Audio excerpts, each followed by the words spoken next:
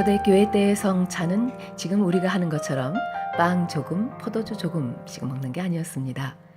성도들이 함께 모여서 식사하며 교제를 하는 그런 자리였습니다.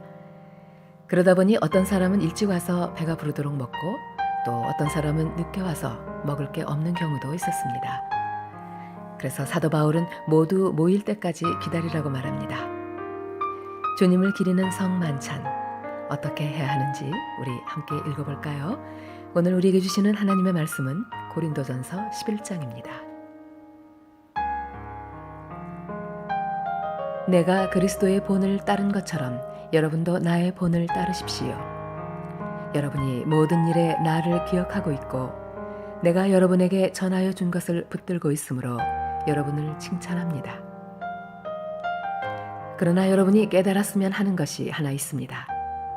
그것은 모든 남자의 머리는 그리스도며 여자의 머리는 남자이며 그리스도의 머리는 하나님이시라는 사실입니다.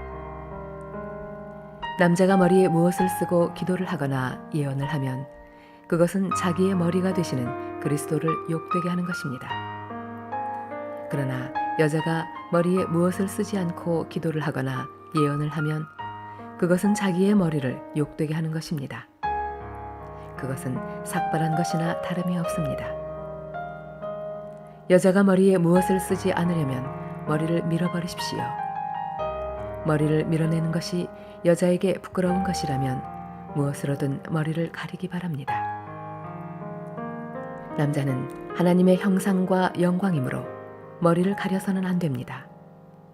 그러나 여자는 남자의 영광입니다. 그것은 남자가 여자로부터 생겨난 것이 아니라 여자가 남자로부터 생겨났기 때문입니다. 또한 남자가 여자를 위해 창조된 것이 아니라 여자가 남자를 위해 창조되었습니다. 그러므로 천사들 때문에 여자는 권위의 표를 그 머리 위에 지녀야 합니다.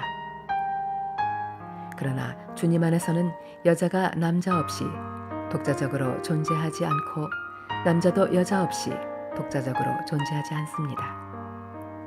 왜냐하면 여자가 남자로부터 생겨난 것처럼 남자는 여자를 통해 태어났기 때문입니다. 그러나 모든 것들이 하나님으로부터 생겨났습니다. 여러분 스스로 한번 판단해 보십시오. 여자가 머리에 무엇이든지 쓰지 않고 하나님께 기도하는 것이 옳은 일입니까?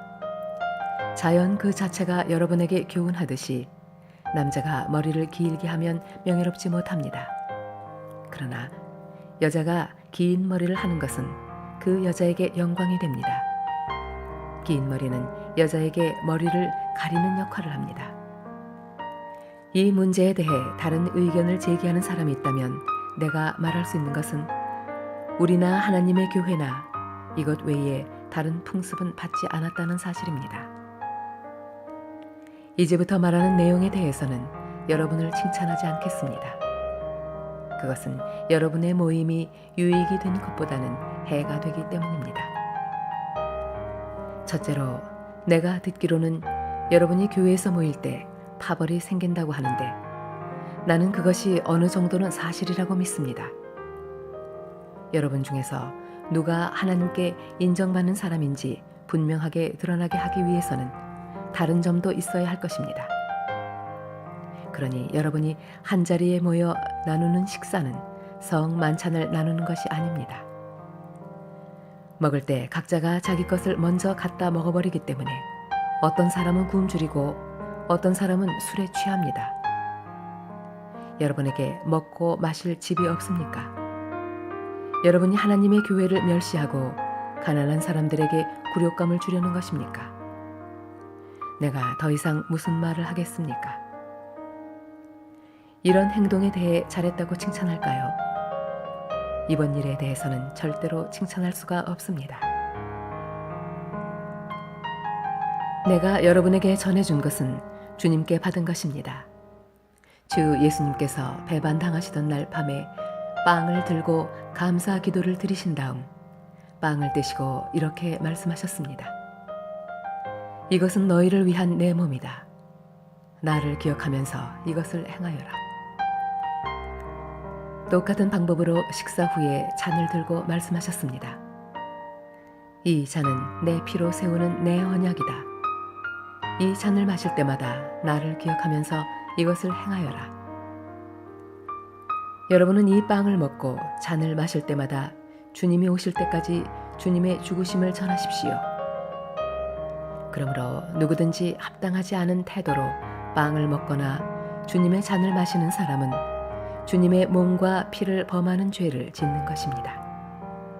각 사람은 자신을 점검한 후에 빵을 먹고 잔을 마셔야 합니다.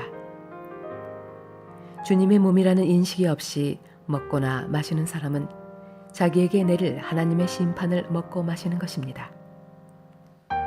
이런 이유로 여러분 중에는 약한 사람이나 아픈 사람이 많이 있고 죽은 사람들도 적지 않습니다.